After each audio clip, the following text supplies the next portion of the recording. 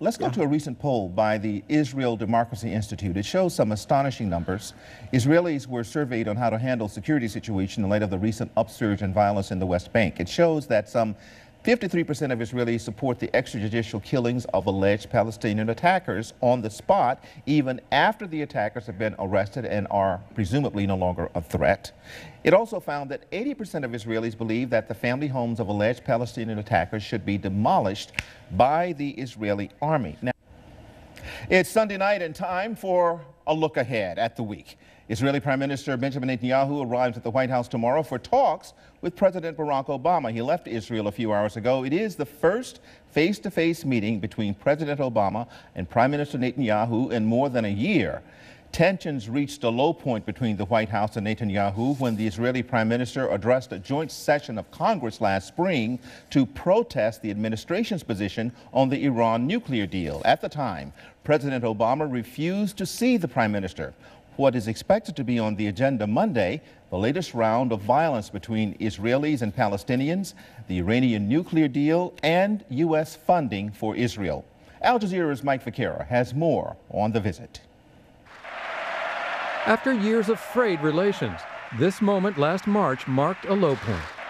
Israeli Prime Minister Benjamin Netanyahu defying President Obama and taking his fight against the Iran nuclear deal to a joint meeting of Congress. A deal that's supposed to prevent nuclear proliferation would instead spark a nuclear arms race in the most dangerous part of the planet. This deal won't be a farewell to arms. It would be a farewell to arms control. In some ways, the tactic backfired. It angered many Democrats who normally support Israel, and the deal survived the vote in Congress in spite of the speech.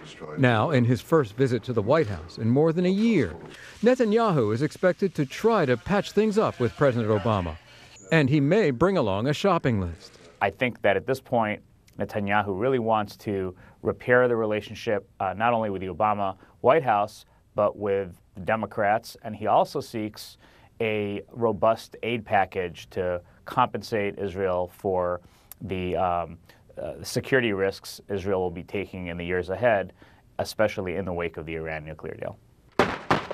Netanyahu will reportedly ask for a big increase in the $3 billion Israel gets in U.S. military aid, including state-of-the-art F-35 fighters, V-22 tilt-rotor aircraft, and a beefed-up missile defense system. The two leaders have antagonized each other for years. The only peace that will endure is one that is based on reality, on unshakable facts. In 2011, Netanyahu lectured Obama with cameras rolling in the Oval Office, rebuking the president after he said the 1967 borders should be the basis for a two-state solution with the Palestinians. On the eve of Israeli elections last spring, Netanyahu abandoned support for a two-state solution, a bedrock of U.S. policy, only to backtrack after winning at the polls. Now, both sides have an interest in calming things down. To try to create a more stable and quieter basis for cooperation between the two countries. Look, we've had essentially what has been an off-and-on soap opera between Benjamin Netanyahu and Barack Obama over the last 7 years. For Mr. Obama, a continued break with Israel would hand Republicans an issue and cause division among Democrats in an election year. For Netanyahu, support for Israel in the U.S. has always been bipartisan. Repairing relations with Democrats is a top priority. And there is the current crisis, an eruption in violence centered in occupied East Jerusalem that has left more than 70 Palestinians and 10 Israelis dead. Bitter recrimination between Netanyahu and the Palestinian leader Mahmoud Abbas. U.S. officials now say there is little chance for a final status peace agreement in Mr. Obama's remaining time in office. We know what the blueprint of a two-state solution is going to look like. The question is, how many more deaths are we going to see on both sides before it's implemented? The two leaders may not emerge from Monday's meeting as personal friends, but most expect an end to the era of public antipathy. Mike Vaquera, Al Jazeera, Washington. Well, to discuss more on the meeting, let's bring in Shamar Alzani. He is a former deputy spokesman for Israel's Ministry of Foreign Affairs, a former deputy ambassador for Israel in Kenya, currently executive director of the Northeast region of Stand With Us. That's a pro-Israel advocacy group. He's joining us here in the studio tonight. And Rabbi Michael Lerner, editor of Tikkun magazine, a progressive Jewish interfaith magazine based in Berkeley. Thank you for joining us out there in California. Gentlemen, as a starting point for our discussion about the upcoming meeting, allow me to read for you a quote that appears in tomorrow's New York Times that I think summarizes the nature of the relationship, which is one of animosity. In the words of the author of this report, animosity is the worst in more than 2 decades. Netanyahu feels disrespected and misled by a president he thinks does not have Israel's best interests at heart.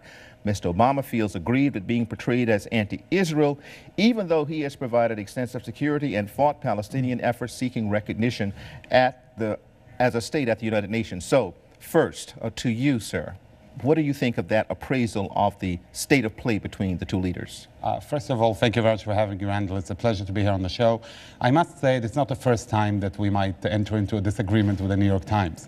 When it comes to Israel-U.S. relations, we must look beyond the personal. Yes, there may be some personal issues between Mr. Prime Minister Benjamin Netanyahu and Mr. President Barack Obama, but at the end of the day, you have to look at this relationship in the way it should be. This is a strategic alliance in nowadays world in which Israel and the United States play together as partners in order to cope with the many challenges we see. I mean, if you look at the region today, just recently the attack on the Russian plane, if indeed it turns out to be a bombing, and as reported by several media outlets, by information provided by Israel to the West, it may have been confirmed that Islamic State operatives are the ones who committed this. If you look at the situation in Syria, if you look at what's happening elsewhere, there is much to gain from the collaboration. Before we get to the strategic issues, and there are some questions in terms of Syria, in terms of Palestine, two-state solution. Let me get the Rabbi's state of point of view on that description of the relationship. Rabbi? Yes, I agree with what's just been said, that it's not a personal issue at all. It's an issue of policy. And from the standpoint of many liberal and progressive Jews in the United States, the Netanyahu administration has been a disaster for Israel.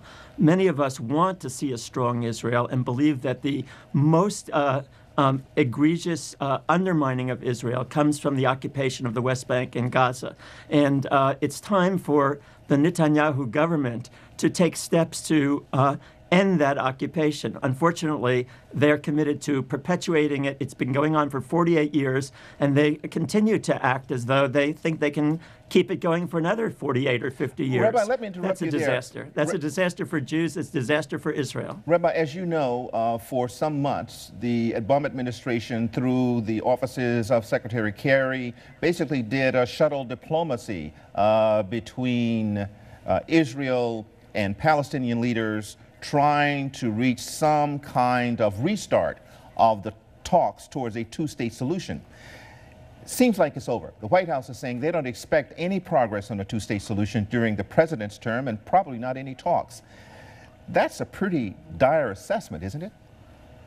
Why would one expect anything different when Prime Minister Netanyahu was reelected precisely by insisting that he would never allow, during his time in office, which was the next 4.5 years, for a Palestinian state to emerge? So obviously there's no incentive whatsoever for the Palestinians to engage in these negotiations, which are a total sham, unless we've got a government in Israel that says, yes, we are willing to give to the Palestinian people the same national self-determination that we Jews rightly fought for ourselves. Let me get Mr. Azani in on this issue. Do you agree with him, or do you think there is some other way of looking at this issue that might get the two sides, as we say, off the dime? Well, I'll tell you, Randall, let's look back for a minute. Where were we in the year 2000? When the Palestinian state with a capital in East Jerusalem was offered to the Palestinian leader at the time by Arafat, and the prime minister was not Mr. Netanyahu, it was Mr. Barak. Where were we in accordance with the account of former Secretary of State Condoleezza Rice,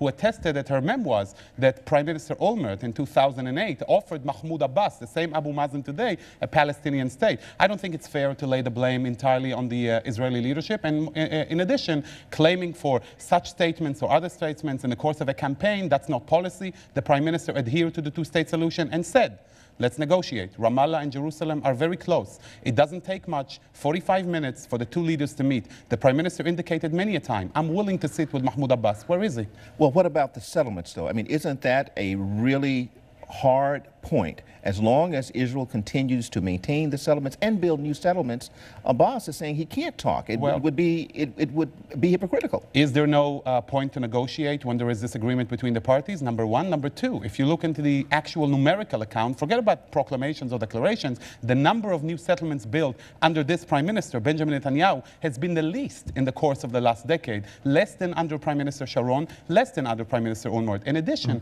look at it from the viewpoint of the Israeli public. When Israel withdrew from 5 settlements in northern Samaria and clearly evacuated the Gaza Strip, what emerged? What happened to the situation in Israel? And the Israeli public needs to know that next time something like this happens, we're actually able to live more in peace rather than at war. Hold your thought. Rabbi Lerner, any comment on that? Do you agree that perhaps I mean, first of all, the last time that Israel and Palestine were negotiating, they entered into negotiations with a commitment from Israel to release prisoners in at a certain time arrangement every few months.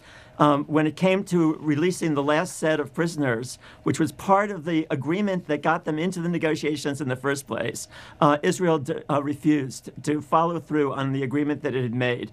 And as a result, the negotiations collapsed. Let's understand one thing here. This is not a negotiation between two equal parties. One of the parties is occupying militarily the other one, and the other one, the Palestinians, have absolutely no power in this situation. So to bring them back into negotiations, what they're thinking is, what's the point of this except to give a kind of cover for the continuation of the negotiation, Rabbi, I'm sorry, continuation of the occupation. Rabbi, I have to interrupt you here. Yeah. We want to move to another point and also get some discussion about President Obama and America's role in this entire discussion. Let's go to a recent poll by the Israel Democracy Institute. It shows some astonishing numbers. Israelis were surveyed on how to handle security situation in light of the recent upsurge in violence in the West Bank. It shows that some 53% of Israelis support the extrajudicial killings of alleged Palestinian attackers on the spot, even after the attackers have been arrested and are presumably no longer a threat. It also found that 80% of Israelis believe that the family homes of alleged Palestinian attackers should be demolished by the Israeli army. Now, given those kind of poll results, it would seem to support, Mr. Zani, the hard-line stance of Bibi Netanyahu in dealing with violence on Israeli soil. Well, you know, if you look at the situation in Israel in the past few weeks, over a month, this is an unbearable reality where every day Israelis wake up to incidents where Palestinians, supposedly powerless, Rabbi, are wielding knives, cars, guns, and attacking innocent Israelis at bus stops, in the middle of the road, executing people for no reason. Killing people will get Israelis or Palestinians nowhere. So in light of such an atmosphere and in a heated time, I don't think it's fair to judge Israeli public opinion by what's being said in the heat of the moment. This is a very tough situation for Israel, and the only way for it to end is if Palestinians choose to put down their weapons and start negotiating. But let me ask you this. Can you put yourself in the shoes of Palestinians who feel repressed, who have to walk 2 miles to get to the other side of their property because of the wall, who do not feel that there is any progress being made at all? And then their relatives who are in the West Bank, who are on Gaza, suffering because of the recent conflict there and the rebuilding program that has not exactly begun. I mean, can you put yourself in their shoes? Every day.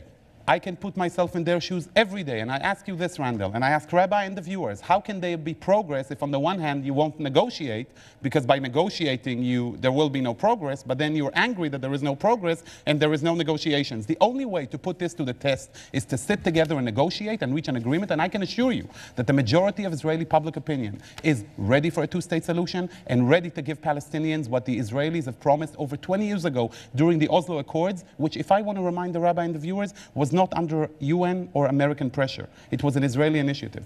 Well, I want to thank both of you for joining us, and what we failed to discuss because we did not really have enough time here is what President Obama can do, if anything, to move the situation towards a little bit of a positive kind of footing. Amen. But Mr. Azani, Rabbi Lerner, thank you for joining us. Shahir Azani, the spokesman for Israel's foreign ministry, and Rabbi Michael Lerner, editor of Tikkun magazine. Thank you for being with us on Al Jazeera America.